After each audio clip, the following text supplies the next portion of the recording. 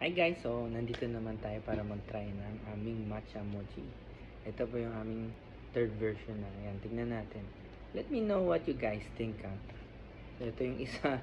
Ayan, ito naman yung isa ulit. Ayan. Ayan, i-cut natin para makita nyo ano yung loob niya.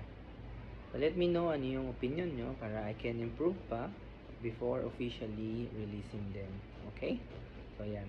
Mag-hinati natin, maging ganito ang itsura niya. Oh, ang creamy oh. Creamy. Ano, pag pinisa natin. Yan, tikman natin. Cheers.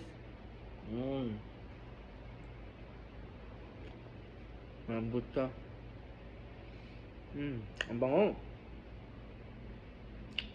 Naano talaga yung mochi eh. Ayun oh. Masarap. I like this version. I like this. Isa pa.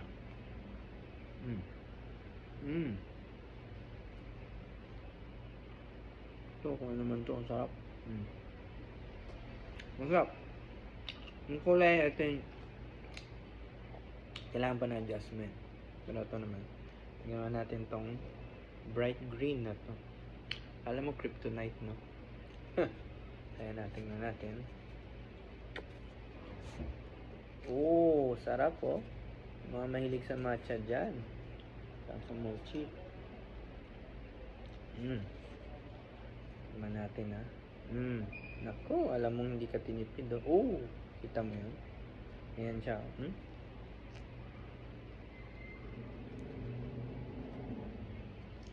Kabila naman.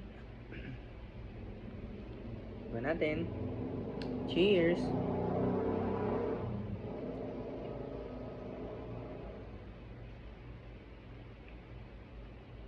Sarap!